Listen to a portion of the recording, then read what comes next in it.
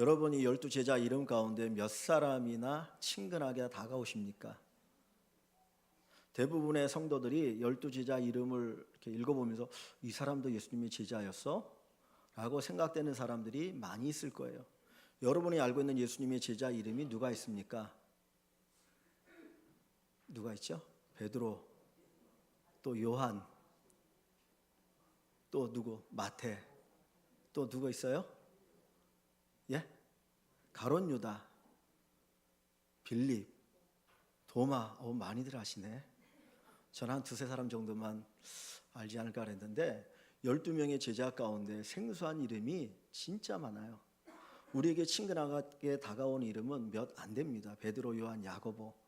도마는 예수님이 부활한 걸 의심했으니까 야 보고 믿어라 그래서 도마를 알고, 가룟 유다는 예수님이 십자가에 못 박는데 팔아버렸으니까 알고, 그 외에는 잘 모르거든요. 근데 또 성경을 보면 예수님께서 이 12제자가 예수님의 제자인 거를 이렇게 보여주는 내용이 별로 없어요. 어떻게 보면 예수님이 이렇게 편애하셨다는 생각이 들 정도로 야이로의 딸을 살릴 때에 12제자를 다 데려간 게 아니라 3제자만 데려갔죠. 그리고 변화산에 올라가실 때도 12제자를 데려간 게 아니라 3제자만 데려갔고, 겟세마네 동산에서 기도하실 때도 12제자를 다 데려간 게 아니라 나머지는 너 저기서 기도하라 그러고 3제자만 불러가셨고, 그걸 보면 예수님이 편애하신 게 아닌가 그런 생각이 들어요. 다른 제자들의 이야기는 성경에 거의 기록되어 있지 않아요. 그럼 이런 불만을 가질 수 있거든. 아니 예수님, 내가 주님 따르겠다고 한 것도 아니고 주님이 너 나 따라라 내 제자가 되라 그래서 주님 따라갔는데 아니 어떻게 누구는 편애하고 우리는 이렇게 푸대접할 수 있습니까? 그런 생각이 들 정도로 성경에 나와 있는 제자들의 모습은 몇몇밖에 되지 않는다는 거예요. 저 같으면 나 집에 가겠습니다. 그러고 집에 가버릴 것 같아요. 그런데 이 제자들은 그렇지 않고 3년 내내 주님을 따라다녔습니다. 교회 안에도 드러나는 일꾼이 있고 드러나지 않는 일꾼이 있어요. 베드로나 요한이나 야고보 이런 사람들은 드러나는 일꾼이죠. 어디든지 감은 있는 일꾼들이에요. 어디든지 드러나는 일꾼이에요. 베드로는 또 성격이 그냥 그래가지고는 뭐 있으면 지가 먼저 앞장서가지고 예수님이 바다 위로 걸어올 때 주님이십니까? 그럼 나를 바다에 걸어오게 해달라고 그리고 하니까 베드로 이름이 자꾸 나오는 거예요. 근데 그런 또 사람 싫어하는 사람들이 있죠. 되게 이제 지 잘난 척한다 뭐 이런데, 그러니까 어떻게 보면 이 제자들이 12이지만 그 제자들의 모습 속에서 드러나는 제자가 있고 드러나지 않는 제자가 있어요. 교회 안에도 마찬가지입니다. 드러나는 사람이 있고 드러나지 않는 사람이 있어요. 제가 부목사 때에 저희 교회에 한 여집사님이 계신데 남편은 좀 조용하고 여집사님은 되게 활동적이에요. 근데 이사를 오셔서 그 교회를 나오게 되었는데 활동적이니까 찬양대도 하고 새가족보도 하고 뭐 다양하게 이렇게 하셨어요. 그러다가 이제 일이 생겨가지고 일산으로 이사 가면서 일산에 있는 교회를 나가게 되었는데, 제가 그 교회 세미나가 있어서 갔더니 그 교회 나온 지 얼마 안 됐다는데 가서 보니까 앞에서 찬양대 이 찬양팀을 하고 계시더라고. 그리고 뭐 이것저것 해서 내가 느꼈던 게 그 집사님은 어디 가든지 항상 보이는 곳에서 하는 성격이구나. 그걸 다시 한번 이제 생각하게 되었거든요. 그러니까 드러나는 사람이 있고 드러나지 않는 사람이 있어요. 이 나머지 제자들은 예수님의 어떤 사역 속에 성경에 드러나지 않고 한번 여기에 나온 것으로 끝나는 것 같지만, 그러나 보이지 않는 곳에서 그들은 주님을 따랐고 주님의 일을 했고 하나님의 나라를 섬긴 사람이라는 거예요. 교회 안에도 그렇습니다. 보이는 사람이 있고 보이지 않는 사람이 있어요. 그러나 하나님은 기억하셔요. 보이는 사람만 기억하는 게 아니고 보이지 않는 사람도 기억하십니다. 우리는 12제자 이름을 다 몰라요. 다 기억되지 않아요. 생소한 사람도 있어요. 그러나 누구는 기억하셔요? 하나님은 기억하셔요. 왜 12제자를 불렀을까? 굳이 12제자가 아니고 3제자만 불러서 그들을 가지고 그들을 데리고 주님이 하실 수 있음에도 불구하고 12제자를 부르신 이유는 12제자가 다 예수님에게 필요하기 때문이에요. 교회 안에는 다양한 분들이 있습니다. 다양한 직분이 있습니다. 다양한 모습을 섬기는 사람들이 있습니다. 드러나든 드러나지 않든 간에 주님께서는 그분들이 필요하기 때문에 하나님은 세우신 줄 믿습니다. 요한계시록 21장에 가면 새하늘과 새 땅의 모습을 보여줍니다. 새하늘과 새 땅은 천국을 이야기하는 거예요. 완전한 천국이 많은데 그 천국에 새 예루살렘이 임해요. 그런데 거기에는 12개의 문이 있다 그랬어요. 12개의 문이 있고 12개의 성곽이 있습니다. 그런데 12개의 문은 진주문인데 그 문 위에 이름이 쓰여 있는데 12지파, 이스라엘 12지파 이름이 쓰여 있다 그랬어요. 이스라엘은 몇 지파예요? 12지파죠. 야곱의 12아들을 통해서 지파가 이루어지잖아요. 그러니까 12 이름이 쫙 써 있고 그 다음에 문 말고 성곽에 또 이름이 쓰여 있는데 거기에 12 제자, 12 사도의 이름이 쓰여 있다는 거예요. 영원한 하나님의 나라에 주님께서는 그 제자들의 이름을 기록해 놓으셨어요. 비록 사람들은 기억하지 못한다 할지라도 그 많은 제자들이 드러나지 않고 숨은 것 같고 보이지 않고 없는 것 같지만 그들은 보이지 않는 곳에서 주님을 섬겼고 그리고 주님은 그들을 기억하셔서 그들의 이름을 그 하나님의 나라의 새 예루살렘 성에 이름을 기록해 놓으셨습니다. 혹 여러분들 가운데 교회 안에 드러나지 않는 분이 있을 수 있어요. 조용히 하나님의 교회를 섬기는 분들이 있어요. 그런데 다 필요합니다. 드러나게 섬기는 분도 필요하고 드러나지 않게 섬기는 분도 필요하고 그분들이 모여서 하나님의 교회를 이루고 또 하나님의 나라를 이루어가게 되는 것입니다. 내가 비록 사람들에게 인정받지 못했다 할지라도 그것 때문에 낙심하거나 그것 때문에 분노하지 마시고 하나님이 여러분들을 기억하신다는 것. 사람은 기억하지 못하고 때로는 목사는 기억하지 못할지라도 하나님은 기억하신다는 것을 믿으시면 좋겠습니다. 제가 지난주에 생일을 맞으신 분들 제가 기도해 드린 거를 잊어버렸어요. 그러면 이제 행사 이어져 있어가지고 그리고 나중에 이제 우리 집사람도 얘기하고 저도 보니까 잊었더라고요. 잊을 수 있어요. 근데 대신에 더 많이 개인적으로 기도해 드렸습니다. 믿으세요? 사람은 잊을 수 있어요. 하나님은 기억하셔요. 여러분들이 어떤 모습으로 섬기든지 몰라서 저 사람 아무것도 안 하는 것 같아 그럴지 모르지만 하나님은 기억하시고 여러분들에게 은혜를 베풀어 주실 줄 믿습니다. 이 12 제자의 이름들을 쭉 보면 이들의 출신 성분이 뭔지는 잘 몰라요. 그런데 이 이름 속에 나타나 있는 것들 그리고 성경에 나와 있는 그 이야기들을 보면 이 사람들이 어떤 출신 성분인가 하는 것을 어느 정도는 알아갑니다. 베드로와 요한, 야고보, 안드레는 원래 직업이 뭐죠? 어부들이었어요. 그 사도행전에 보면 뭐 배운 것도 없는 사람인데 어떻게 베드로가 저렇게 바뀌었을까 그런 얘기를 하는 거 보면 베드로가 뭐 특별히 배운 게 없는 사람이에요. 또 그 마찬가지죠.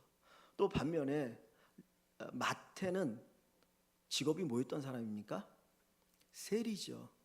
세리는 이 당시에 세리는 세금을 걷는데 로마를 위해서 세금을 걷어요. 백성들의 피눈물을 짜놓고 세금을 걷어 자기 폭리를 취하는 죄인 중에 죄인인 거예요. 그러니까 로마의 앞잡이에요. 반면에 여기 보면 가나나인 시몬이라고 쓰였는데 이 사람은 열심당원이에요. 열심당원은 뭐냐면 요즘 말로 하면 테러를 자행하는 사람이에요. 가슴에 칼을 품고 다니면서 테러를 일으키는데 어떤 테러를 일으키느냐? 로마의 앞잡이들, 친로마적인 사람들을 테러하고 도망가는 민족주의자이지만 그 방법이 폭력을 휘두르는 사람이에요. 가룟 유다는 남쪽 유다 출신이에요. 대부분의 제자들이 갈릴리 출신인데 남쪽 유다 출신이거든요. 여러분 생각해보세요. 여러분이 주님의 제자로 부름받았다면 그 12명의 제자가 어떤 출신 성분이면 좋겠습니까? 예수님이 야 너 나 따라라, 너 내 제자가 되라 딱 갔더니 무식한 사람들만 거기 있어. 그럼 무슨 생각이 들겠습니까? 예수님이 나 따라라 갔더니 거기에 사람들에게 손가락질 당하는 세리가 있어요. 그럼 내가 예수님의 제자가 되고 그와 함께 한다면 나도 그런 부류로 취급받을 수 있는 것 아닙니까? 가나안인 시몬과 이 세리는 마태는 같이 할 수 없는 사람이에요. 그들은 서로 원수지간이거든요. 그런데 예수님의 제자 가운데 그들이 같이 살고 있어요. 가룟 유다 입장에서 나는 그래도 남부 유다 출신인데 갈릴리는 가난한 사람들이 살았어요. 남쪽 유다는 그래도 조금 나은 사람이 살았어요. 그랬더니 가룟 유다는 남쪽 출신인데 보면 예수님의 제자라고 해서 부름받았더니 보니까 이거 뭐야? 그런 생각을 가질 수 있거든요. 그러니까 어떻게 보면 그냥 그 사람 12명 딱 놓고 보면 이게 하나의 공동체를 이룰 수 없는 사람들인 거예요. 예수님의 제자라고 하는 그 말이 예수님을 떠나 그들만 보면 정말 자랑스럽지 못한 것처럼 느껴질 수 있는 그런 사람들이에요. 서로 으렁거리고 서로 싸우고 서로 받아들일 수 없는 그런 조건의 사람들이 모여서 예수님의 제자가 되었어요. 그런데 주님은 그들이 주님의 제자로 모였을 때 그들을 하나로 묶으십니다. 그들이 주님의 제자가 되어질 때 그 원수가 진정한 동료가 되어지고 친구가 되어지고 주님의 참된 제자가 되어지게 되는 거예요. 교회라고 하는 공동체는 다양한 사람들이 모이게 되어 있습니다. 계층도 다르죠.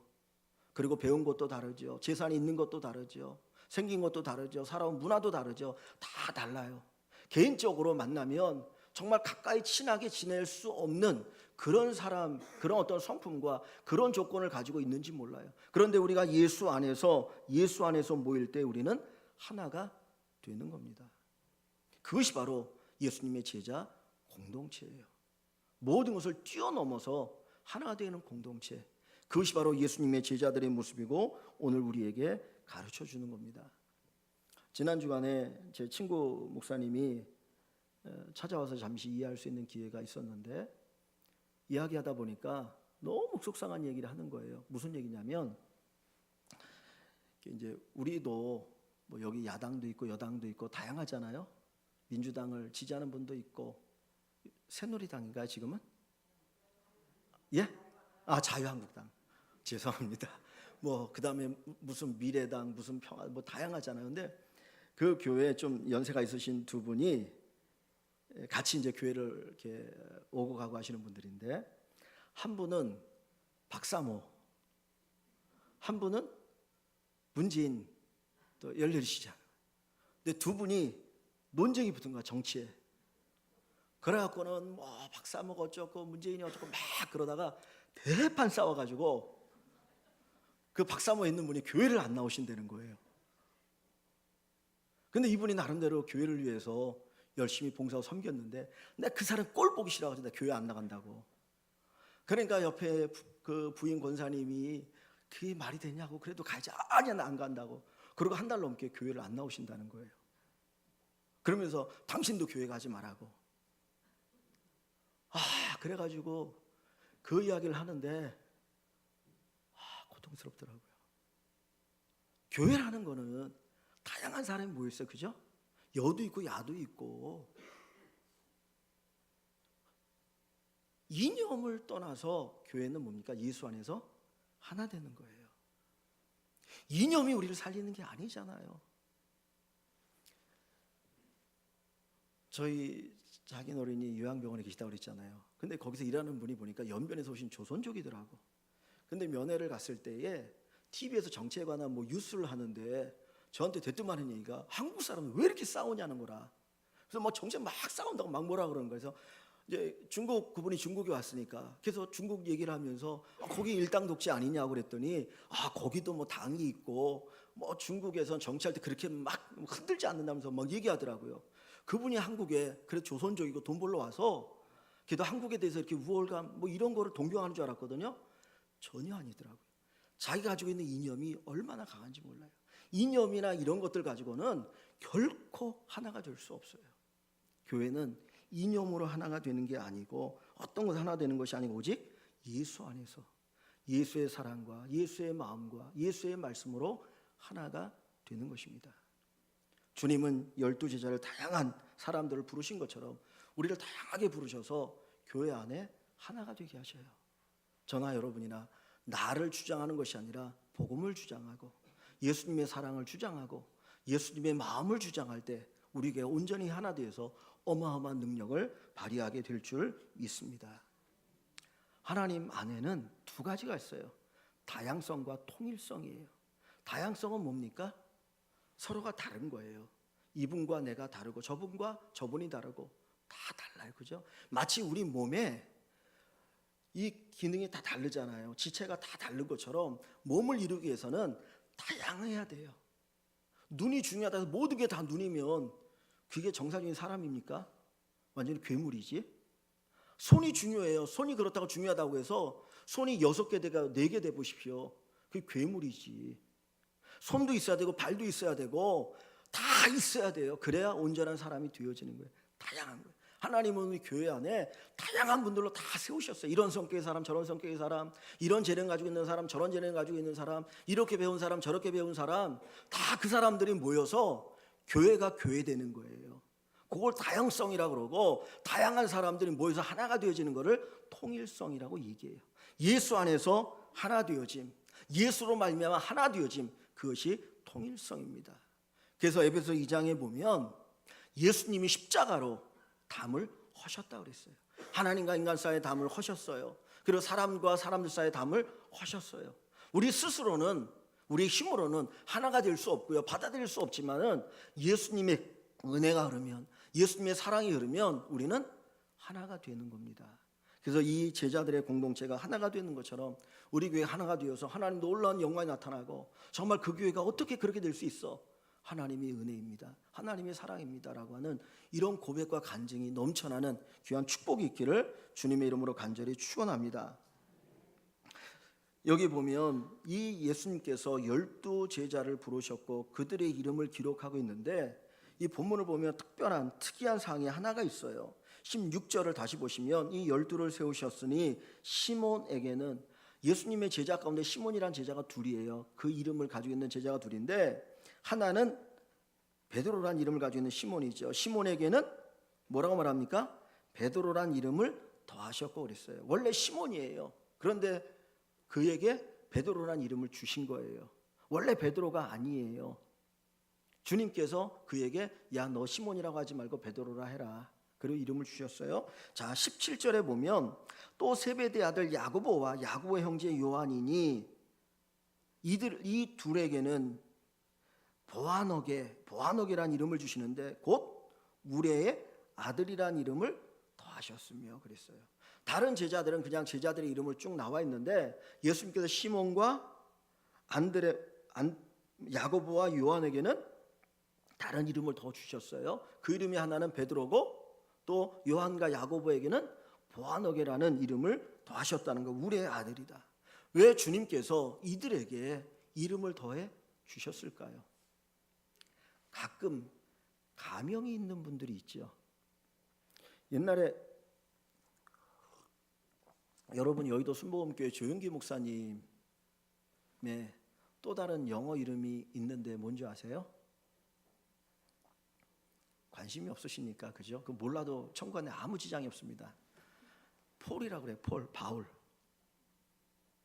근데 원래 그분이 그 전에 폴이라는 이름을 쓰기 전에 썼던 이름이 또 하나 있다고 그래요. 다윗이, 뭐 데이비드 했고 다윗이라는 이름을 썼다는데 모르겠어요. 그거는 제가 이제 교수님한테 들은 얘기라.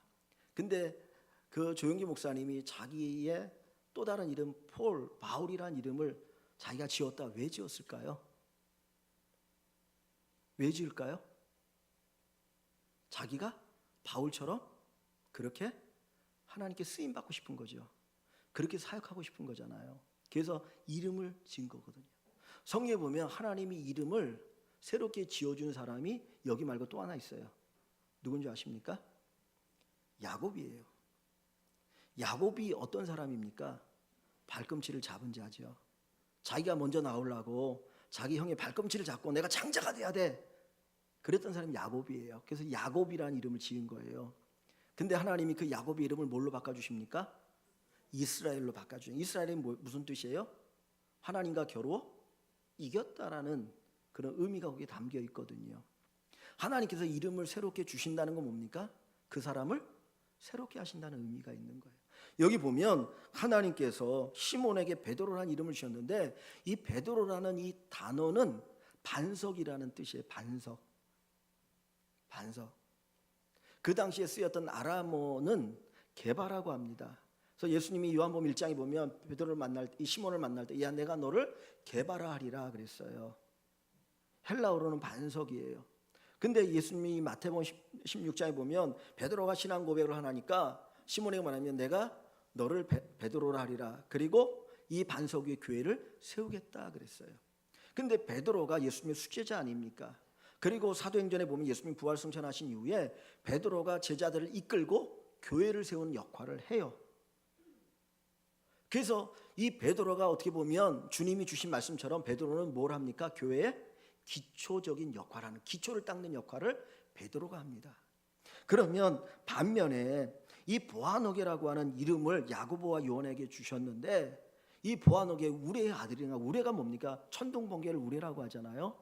그죠? 우리의 아들, 천둥번개의 아들이라고 이야기합니다. 천둥번개는 엄청난 에너지가 있고 엄청난 소리가 나지 않습니까? 야고보, 예수님의 제자들 가운데 제일 먼저 순교한 사람이 누굴까요? 처음에 제가 탁 야고보예요. 그러면 예수님의 제자들 가운데 가장 오래 산 사람은 누굴까요? 요한이에요. 이 사도 요한이 하나님의 말씀을 받아서 성경을 기록했는데, 이 요한이 기록한 성경이 뭔지 아십니까? 몇 권일까요? 몇 권이요? 5권. 제가 이렇게 가르쳐줬잖아요. 5권. 자, 저는 답을 가르쳐드리고 물어봅니다. 자, 첫 번째가 뭘까요? 요한복음. 또 뭐가 있습니까? 여러분이 아는 것처럼 요한계시록, 그죠? 성경 맨 마지막 요한계시록이잖아요. 그리고 또 뭐가 있을까요? 요한이 쓴 편지가 있어요. 요한 1서 첫 번째 거, 요한 2서 두 번째 거, 요한 3서 세 번째 편지예요. 그게 성경에, 신약 성경에 27권인데 그 중에 요한이 쓴 게 몇 권이에요? 5권이에요. 요한복음 얼마나 은혜롭습니까? 태초에 하나님이, 태초에 말씀이 계시나 이 말씀이 하나님과 함께 있었고 이 말씀이 곧 하나님이시라. 그리고 거기 빛이 있었고 생명이 있었고 쫙 하잖아요. 요한계시록은 마지막을 가리키는 거예요. 세상이 마지막에 어떻게 되어질 것이고 하나님의 나라가 임하게 되어지면 어떻게 되어질까를 보여줘요. 요한 1, 2, 3서는 그 당시에 성도들에게 쓴 편지거든요. 잔잔하지만 그 말씀이 마치 무엇 같아요? 우레와 같은 거예요. 그 말씀을 읽을 때, 그 말씀이 선포되어질 때 사람들의 마음속에 번개가 치고 뇌성이 들리는 거예요. 그래서 거기에 변화가 일어나게 되는 거예요. 주님께서 이 베드로와 이 요한에게, 이들에게 이름을 다시 주셨다라고 하는 것은 내가 너희를 이렇게 만들겠다, 내가 너희를 이렇게 바꾸겠다, 내가 너희를 이렇게 쓰겠다라고 하는 하나님의 의미가 거기에 담겨 있는 거예요. 그러면 두 사람의 이름, 이들의 이름만 여기에 새롭게 주신 걸로 되어 있지만 사실은 이 사람만이 아니라 12제자 다 하나님이 어떻게 하시는 거예요? 하나님이 새롭게 하시는 거예요. 그들을 바꾸시는 거예요. 그들에게 능력을 주셔서 그들이 이전에 상상할 수 없는 어마어마한 일들을 하게 하시는 겁니다. 제가 그 군대를 가보니까 이제 대학교를 졸업하고 대학원을 다니다 군대를 갔는데 25, 이제 26 되기 바로 전에 10월 달에 갔거든요. 갔더니 갓 20 돼 가지고 이제 군대 온 친구들보다 저보다 나이가 이제 다 어린 친구들이 대부분, 저보다 나이가 많은 친구가 한 사람이 있었거든요. 근데 보니까 20이든 21, 22이든 군 생활을 몇 개월 일찍하거나 병장이 되어지면 사람이 다르더라고요. 저보다도 어린데도 딱 제가 보기에도 진짜 군인 같고, 그리고 뭔가 딱 잡혀 있어요. 말하는 것, 그리고 움직이고 행동하는 것 달라요. 그래서 제가 느낀 게 훈련이 이렇게 무서운 거구나. 그 훈련의 시간을 갖는다는 게 사람을 바꾸고 행동이 달라지게 만드는구나. 근데 이제 또 제대하고 예비군 가면 또 완전히 개같이 또 하지요. 그래갖고 군대에서 예비군 훈련시키는 그 부대는 진짜 힘들어요. 제가 거기 있었는데 말도 안 듣고 총 저기다 버리고 가고 아무데나 이제 오줌도 싸고 막 하여튼 난리 치는데, 근데 군대에서 훈련 받으면 진짜 사람이 달라져요. 우리라고 하는 존재가 진짜 별 볼 일 없잖아요. 그런데 내가 예수님의 제자가 되어지고 예수님의 사랑이 내 안에 들어오고 예수님의 능력이 내 안에 들어오면 내가 바뀌고 변화돼요. 반석이 되어지고 보아너기가 되어지고 하나님의 역사가 나타나는 사람이 되어집니다. 우리 스스로가 할 수 있으면 왜 예수 믿겠습니까? 우리 스스로가 할 수 있으면 왜 예수 믿겠습니까? 우리의 힘으로 안 되거든요. 하나님의 역사가 필요합니다. 하나님의 은혜가 필요합니다. 우리가 주의 제자가 되면, 주님을 따르면 이 제자들처럼 하나님 그렇게 역사하신다는 거예요. 성경은 이 사람들의 이야기가 나오지 않아요. 그러나 문헌이라든가 그런 것들 보면 이 12명의 제자들은 주님을 위해서 곳곳마다 복음을 전합니다. 유럽에서, 아시아에서, 아프리카에서 복음을 전하고, 어떤 제자는 복음을 전하다가 정말 자기 이 피부가 다 벗겨지는, 그냥 죽이는 게 아니라 이 회 뜰 때 그 생선 이렇게 껍데기 벗기는 것처럼 이 피부를 다 벗기는 거예요. 그냥 그러면서 죽이는 사람, 목 베어 죽이는 사람, 토 벗겨 죽이는 사람, 그러면서 그 땅에 복음을 전했어요. 이름이 성경에 나오지 않고 그냥 여기만 나와서 이 사람들 뭐 했어? 이 사람 도대체 무슨 예수님의 제자라고 생각했던 것 같은데, 그들이 3년 동안 주님을 따라다니고 그리고 성령의 충만함을 받고 그리고 부활의 증인이 되어질 때 그들은 우리가 상상할 수 없는 어마어마한 사람들이 되었습니다. 야, 저 사람 소망이 있을까? 적어도 인간이 될까? 그랬던 사람도 예수 믿고 나면 달라집니다. 예수 믿고 나면 변화되어집니다. 우리가 예수님의 제자가 되면, 저와 여러분들이 예수님의 제자가 되어지면 주님께서는 우리도 이렇게 귀하게 쓰실 줄 믿습니다. 여러분, 교회 안에 여러분이 드러나지 않을지라도, 다른 사람들이 여러분을 알아주지 않을지라도 그것 때문에 낙심하지 마십시오. 누구는 아십니까? 하나님은 아셔요.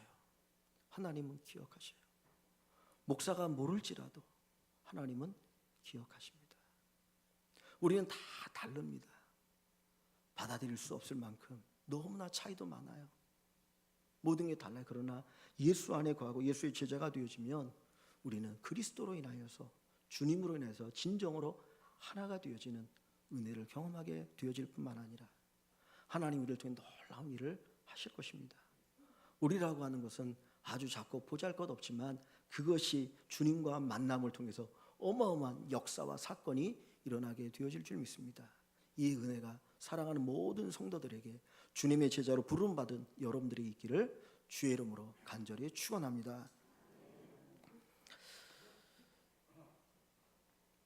우리 말씀을 생각하면서 기도